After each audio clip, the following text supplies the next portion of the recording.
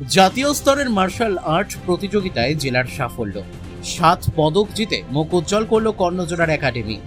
কলকাতার স্পোর্টস কমপ্লেক্সের প্লেগ্রাউন্ডে অনুষ্ঠিত জাতীয় স্তরের K pro amateurs 16 martial art প্রতিযোগিতার উজ্জ্বল সাফল্য অর্জন করল কর্ণজোড়ার বিপুল martial art and sports academy থেকে অংশগ্রহণকারী 7 জন প্রতিযোগী পদক জিতে জেলার মুখ উজ্জ্বল করেছে। গত 14 জুন অনুষ্ঠিত এই প্রতিযোগিতার আয়োজন করে দ্য কম্বাট জিম এবং এটি মিক্সড মার্শাল আর্টস ফেডারেশন ইন্ডিয়ার অনুমোদিত ছিল।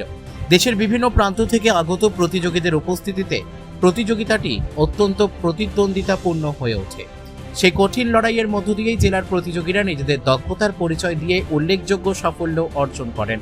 একাডেমির কর্ণধার ও মিক্সড মার্শাল আর্ট বিশেষজ্ঞ বিপুল সরকার জানান, অংশগ্রহণকারী 7 জনের মধ্যে 4 জন স্বর্ণপদক এবং 3 জন রৌপ্য পদক অর্জন করেছে। জাতীয় স্তরের এই সাফল্য আগামী দিনে জেলার আরও বেশি সংখ্যক ছেলেমেয়েকে মার্শাল আর্ট চর্চায় উৎসাহিত করবে বলেও তিনি আশাবাদী। এই কৃতিত্বে জেলার ক্রীড়া মহলে খুশির আবহ তৈরি হয়েছে। ক্রীড়াপ্রেমীদের মতে ধারাবাহিক অনুশীলন ও সঠিক প্রশিক্ষণের ফলেই এই সাফল্য সম্ভব হয়েছে, যা ভবিষ্যতে জাতীয় ও আন্তর্জাতিক স্তরে আরও বড় সাফল্যের পথ প্রশস্ত করবে। ক্লাস 9-এ পড়ি। আমার নাম হানিফ মোহাম্মদ। কোন স্কুল? Karnajora high school. আর কলকাতায় খেলতে গেছিলাম, ফার্স্ট পজিশন হয়েছি। কোন গ্রুপে? 13+। কি খেলা ছিল? কে বক্সিং, কে প্রো। কতজন গিয়েছিল এখান থেকে? 9 জন, 7 জন। কেমন লাগছে? ভালো। আগামীতে কি ইচ্ছে আছে? বড় জায়গায় খেলার। বিপুল সরকার, আমাদের একাডেমির নাম Bipul martial art and sport academy.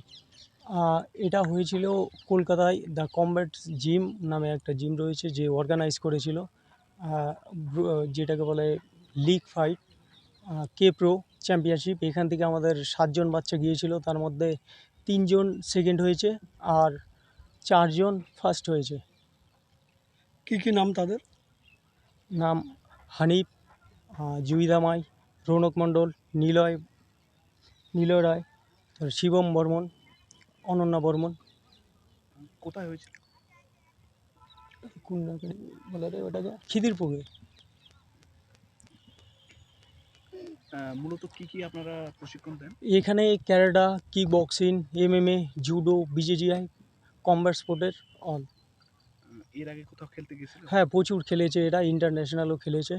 আর এবার সবচেয়ে বড় ব্যাপার ছিল, যেরকম হানিফ যে মোহাম্মদ আছে, যে আমাদের মোয়াথায়ের ইন্ডিয়ায় সেকেন্ড প্লেস পেয়েছিল, তাকে ব্রুটালভাবে নক আউট করেছে।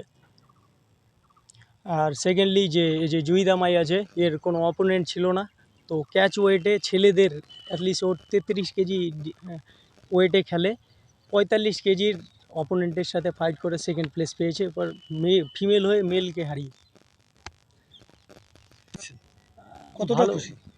মোটামুটি বললে চলে, কারণ 7 জনের মধ্যে 3 জন যেহেতু সিলভার পেয়েছে, আশা করব নেক্সটে আমরা আরও ইমপ্রুভ করতে পারি, যাতে 7টাই গোল্ড আসে।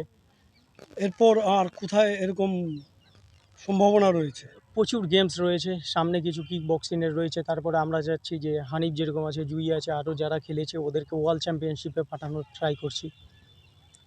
রায়গঞ্জ থেকে রামকৃষ্ণ দাসের রিপোর্ট, কুলিক নিউজ।